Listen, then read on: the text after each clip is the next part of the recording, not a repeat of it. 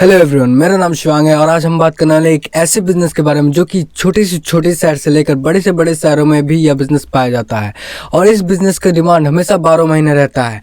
तो हम जो इस बिजनेस के बारे में बात करने वाले हैं वह है एक किराना स्टोर का बिजनेस। जी हाँ, एक किराना स्टोर का बिजनेस या फिर एक ग्रोसरी स्टोर का बिजनेस।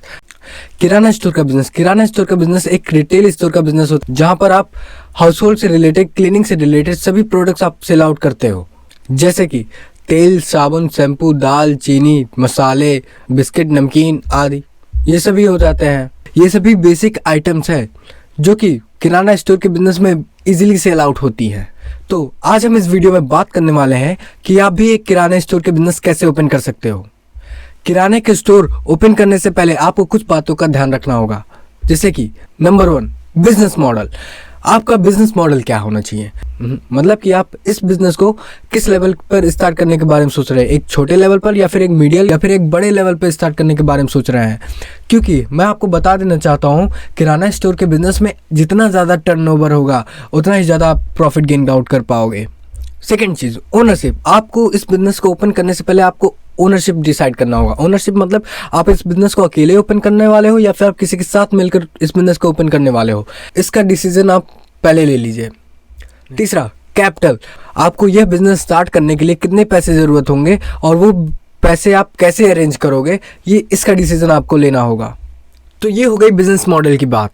अब बात करते हैं सेकंड स्टेप के बारे में।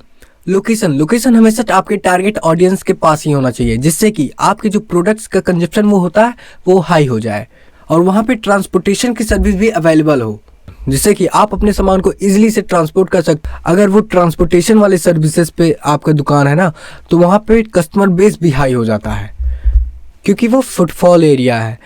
और आपके बिजनेस का लोकेशन आपके घर से ज़्यादा दूर नहीं होना चाहिए, क्योंकि अगर बिजनेस आपके घर के पास है तो आपको उसको एडमिनिस्ट्रेट करने में आसानी होती है। ये बात हो गई लोकेशन की। अब हम बात करते हैं step number third, recruiting staff member मतलब जो आपके साथ काम करेंगे। अगर आप इस बिजनेस को बड़े लेवल पे करने वाले हो तो ही ये स्टेप आपके लिए ज़रूरी है। आपके पास एक ऐसा बंदा ज़रूर होना चाहिए जो कि आपको इस बिजनेस को ऑपरेट करने में हेल्प करे, मतलब आपको एक कोवर्कर चाहिए। आप जब भी किसी को रिक्रूट करो तो उसके अंदर कुछ चीज़ों का ज़रूर ध्यान दीजिए, जैसे कि क्योंकि यह एक कस्टमर सर्विस बिजनेस है तो आपको उस बंदे के अंदर गुड मैनर्स होने चाहिए। आप जिस बंदे को हायर कर रहे हो उसके अंदर गुड मैनर्स होने चाहिए और जिसको आप इजीली प्रोडक्ट की नॉलेज दे सको और उसको कस्टमर से कैसे बातें करनी है, कस्टमर के साथ बिहेव कैसे करना है, ये आप उसको ट्रेन कर सको। और हमेशा आप उस बंदे को मोटिवेट करें कि वो अपने कस्टमर को पूरी तरीके से हेल्प करे, जिससे कि आपका कस्टमर आपको छोड़ के कहीं जाए ना। स्टेप नंबर 4, इंफ्रास्ट्रक्चर के बारे में बात करते हैं।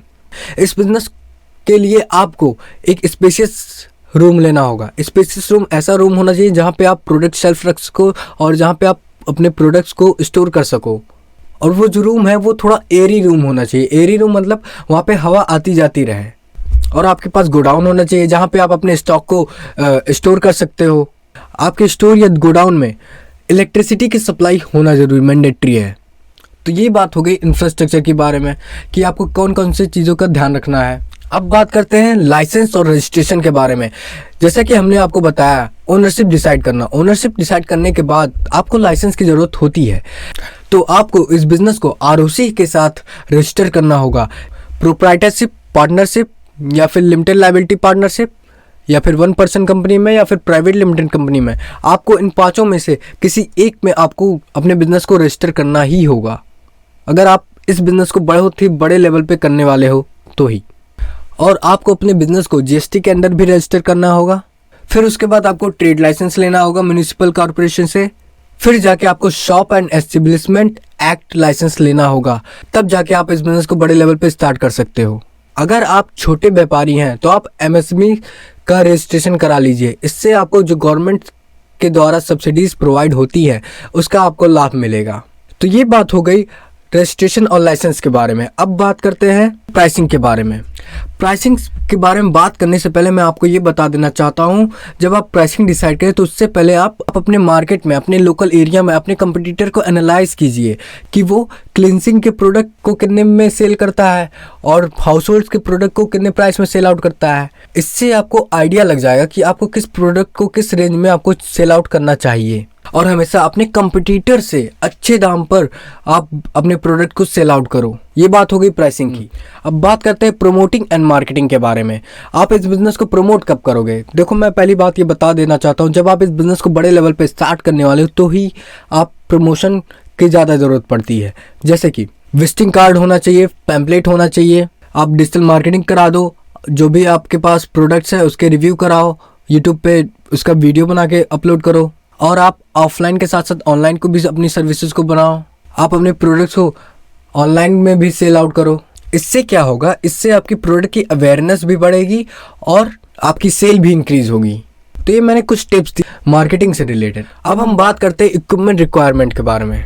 इस बिजनेस को स्टार्ट करने के लिए बेसिक इक्विपमेंट की मैं बात कर रहा हूँ। बेसिक इक्विपमेंट कौन कौन से होने चाहिए? प्रोडक्ट सेल्फ, पहला है प्रोडक्ट सेल्फ। आपको प्रोडक्ट सेल्फ की बहुत ही ज़्यादा ज़रूरत पड़ने वाली है, क्योंकि आप अपने प्रोडक्ट को प्रोडक्ट सेल्फ में ही रखोगे। सेकंड थिंग है रेफ्रिजरेटर। आपको रेफ्रिजरेटर की भी ज़रूरत पड़ने वाली है। थर्ड, अ कंप्यूटर या printer. Fourth, chair, minimum 2 piece. Fifth, एक काउंटर। Sixth, security camera. मैंने ये कुछ बेसिक टिप्स दिए हैं, बेसिक चीज़ों के बारे में बात किया है, जो कि इस बिज़नेस में रिक्वायरमेंट होगा ही होगा। तो टोटल इक्विपमेंट का जो कॉस्ट पड़ता है वो पड़ जाता है 64,000। देखो, अब हम बात करते हैं प्रॉफिट के बारे में। एक महीने की प्रॉफिट हम कितना निकाल सकते हैं? जैसा कि मैंने बताया, इस बिजनेस का जितना ज़्यादा टर्नओवर होगा उतना ही अच्छा आपका प्रॉफिट गेन होने वाला है। मैं आपको बता देना चाहता हूँ कि आपको रिटेल स्टोर के बिजनेस में ज़्यादा से ज़्यादा 15 से 30% का ही मार्जिन आपको गेन होता है। तो मैं अगर एवरेज मार्जिन मान के चलता हूँ तो मान लेते हैं हम लोग 20%, और हम अपने बिजनेस में 5 लाख का मंथली टर्नओवर कर रहे हैं, तो इस हिसाब से 1 लाख रुपए आपका रेवेन्यू हुआ। अब इसमें से प्रॉफिट कितना हुआ, अब हम इस पे बात करते हैं। जैसे कि हमको पता चल गया एक महीने का रेवेन्यू 1 लाख रुपए है, उसमें से सैलरी माइनस करते हैं 10,000, माइनस कर देते हैं रेंट 10,000, माइनस कर देते हैं इलेक्ट्रिसिटी बिल 2,000, और भी जो छोटे छोटे एक्सपेंसेस होते हैं उसको भी हम माइनस कर देते हैं मिनिमम 2,000। तो इस हिसाब से आपका जो मंथली प्रॉफिट होने वाला है वह है 76,000, मतलब 76,000 रुपये आप महीने का कमा सकते हो 5 लाख के टर्नओवर में। इससे ऊपर नीचे भी हो सकता है, क्योंकि मैंने मार्जिन के हिसाब से कैलकुलेशन किया है। अगर आपको और अच्छा प्रॉफिट गेन करना है तो मैं आपको बता रहा हूँ, आप अपने टर्नओवर को बढ़ाइए। जितना ज़्यादा टर्नओवर होगा उतना ही अच्छा आपका प्रॉफिट गेन होगा। तो अब हम बात करते हैं इन्वेस्टमेंट के बारे में। आपको इस बिजनेस को स्टार्ट करने के लिए कितने रुपए की ज़रूरत पड़ने वाली है? Security for the shop 50,000, rent for the shop 10,000, digital marketing 10,000, registration and license 12,000, marketing collateral 10,000, equipments 64,000, salary 10,000, stocks minimum 2 lakh का। तो टोटल अमाउंट हुआ 3,66,000 रुपये का आपका इन्वेस्टमेंट लगने वाला है। आपको इस बिज़नेस को स्टार्ट करने के लिए 3.5 लाख से ऊपर रुपए आपके चाहिए। यही आपका मिनिमम इन्वेस्टमेंट है अगर आप इस बिज़नेस को बड़े लेवल पे करने वाले हो तो। So thank you everyone. अगर आपको ये वीडियो पसंद आई है तो इस वीडियो को लाइक कीजिए। अगर आप हमारे चैनल पर नए हैं तो इस चैनल को सब्सक्राइब कीजिए। Thank you.